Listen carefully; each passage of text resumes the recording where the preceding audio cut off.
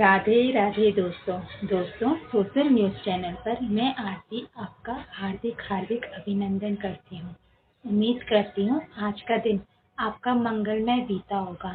दोस्तों, आज की जो शुरुआत करूँगी वो एक छोटी सी कविता से करती हूँ। चलिए सुनिए मेरी कविता। बेहतर से बेहतर की तलाश होती है इस जिंदगी में हमें।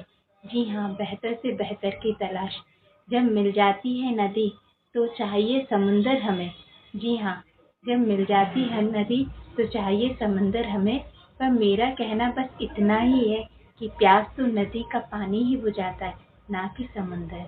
जी हाँ दोस्तों, इसी तरीके से कई बार हम अच्छे की तलाश में जो है हमारे पास, हम उसकी कद्र नहीं करते। लेकिन जो हमें दिया है भगवान ने, सबसे पहले आप उसकी कद्र करना सीखिए। हाँ, आप आगे बढ़िए, आप अच्छे से अच्छा हासिल कीजिए, लेकिन जो आपके पास है उसकी कद्र करना कभी मत छोड़िए।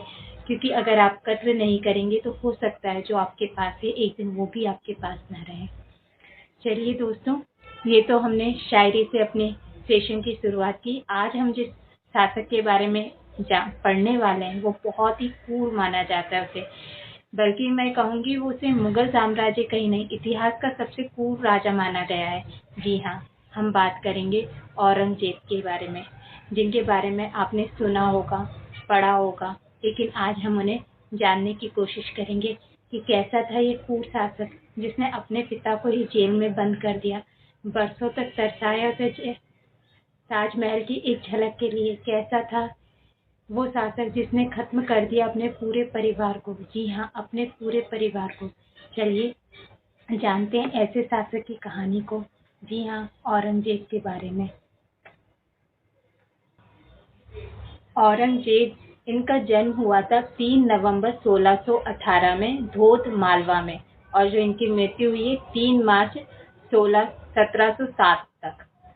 यानी इन्होंने 1618 से लेके 1607 यानी लगभग इनका जो जीवन है 90 वर्षों तक रहा है।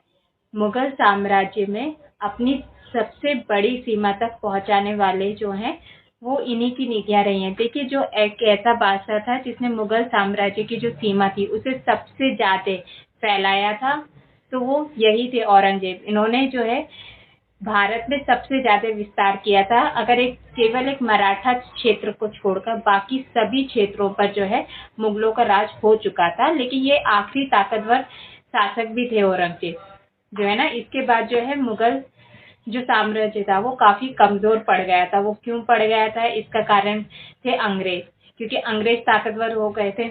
जाहिर सी बात है, जब एक पक्ष ताकतवर होता है तो दूसरा कमजोर हो जाता है। ऐसा पॉसिबल ही नहीं है कि दोनों ताकतवर रहें, क्योंकि दोनों ताकतवर रहेंगे तो किसी के हाथ भी सत्ता नहीं रहेगी ना, इसलिए एक ही ताकतवर होता है। तो जब मुगल साम्राज्य था तो सबसे जो ताकतवर साम्राज्य था वो मुगल था। उसके बाद मराठा साम्राज्य हुए ताकतवर, लेकिन मराठा साम्राज्य ज्यादा समय तक ताकतवर नहीं रहे। उसके बाद अंग्रेज हो गए। चलिए सबसे पहले हम जो है औरंगजेब के प्रारंभिक जो जीवन है उसके बारे में कुछ बातें जान लेते हैं।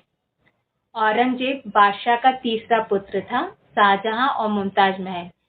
देखिए, जो इनके पिता थे उनका नाम था शाहजहां, जिन्होंने ताजमहल बनवाया था। जी हाँ, मुमताज की याद में, जो कि इनकी पत्नी थी और औरंगजेब की माता। और ये उनके तीसरे पुत्र थे, यानी इनसे पहले भी 2 पुत्र और थे शाहजहां के। जो शाहजहां थे वो एक गंभीर सोच वाले और धर्मपरायण युवक के रूप में बड़े हुए, जो समय समय की मुस्लिम रूढ़िवादिता से जुड़े हुए थे और कामुकता और नशे की शाही मुगल विशेषता से मुक्त थे। देखिए, जो ये औरंगजेब है, ये बचपन में जो है ना इनकी धर्म को लेके काफी जो है पॉजिटिव थे। यानी ये इनमें यानी मुस्लिम रूढ़िवादिता जो थी काफी ज्यादा थी, यानी ये कट्टर मुस्लिम थे, ऐसा कह सकते हैं। इन्होंने कम उम्र में ही सैन्य और प्रशासनिक क्षमता के लक्षण दिखाए। सत्ता के प्रति उनके आकर्षण के साथ इन गुणों ने उन्हें अपने सबसे बड़े भाई प्रतिभाशाली और अस्थिर के साथ प्रतिद्वंदियों में ला खड़ा।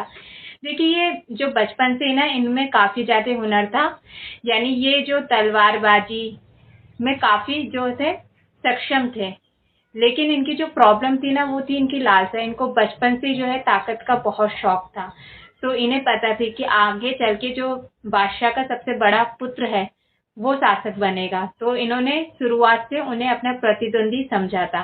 तो शुरुआत से जो है इन लोगों के मन में मन मुटाव था। कहते हैं ना कि बचपन में ही पता चल जाता है कि सामने वाले की सोच क्या होगी और वो बड़े होकर किस तरह का व्यक्ति बनेगा। और ये बात कहीं ना कहीं सच भी है कि बचपन जो है आईना होता है आपकी तस्वीर कि आप कैसे व्यक्ति हैं।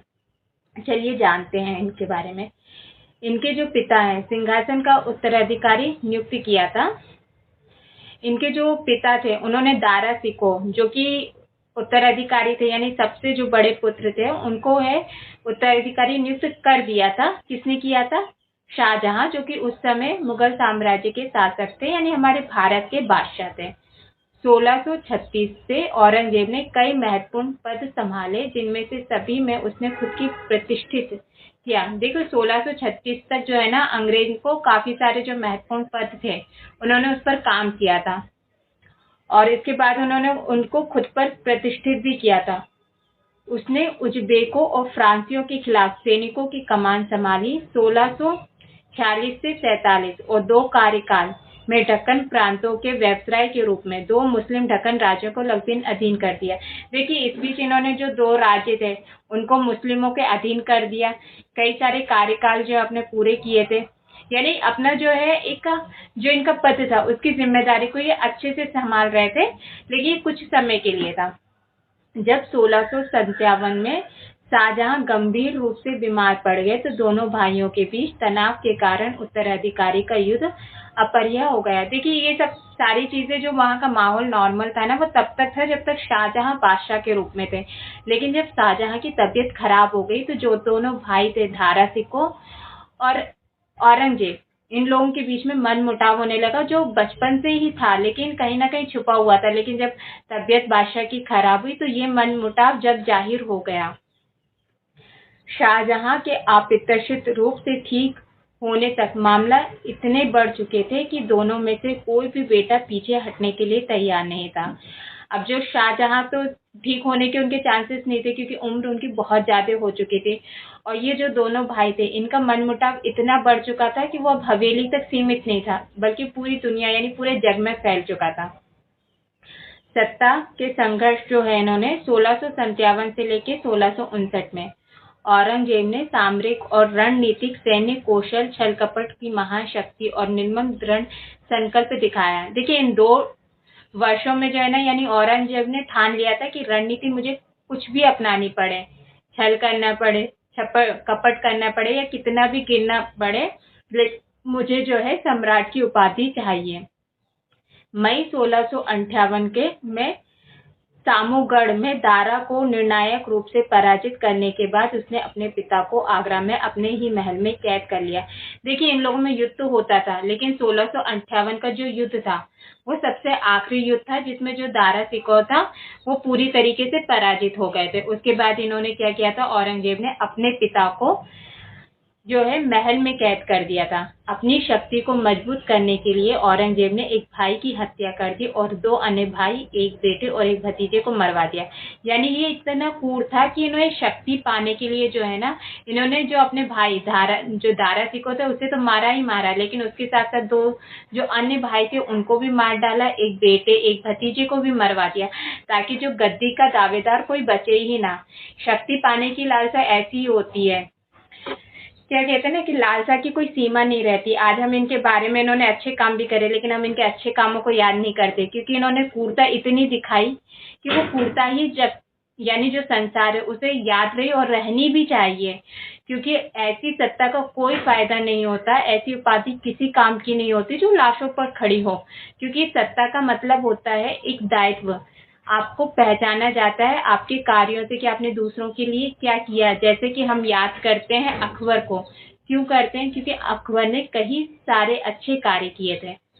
चलिए, औरंगजेब के बारे में जानने के लिए बहुत कुछ है, तो आज तो हम उनके जो जीवन, उनके जो पारिवारिक जीवन था, हमने उसके बारे में ही जाना। कल हम जानेंगे कि उनका आगे का जो जीवन है उन्होंने उसमें क्या किया।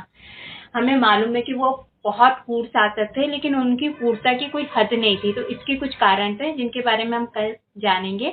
उम्मीद करती हूँ औरंगजेब के बारे में अभी तक जितना जाना उतना आपको अच्छा लगा होगा। अगर अच्छा लगती है मेरी वीडियोस तो प्लीज लाइक करें, सब्सक्राइब करें। खुश रहें, स्वस्थ रहें। राधे।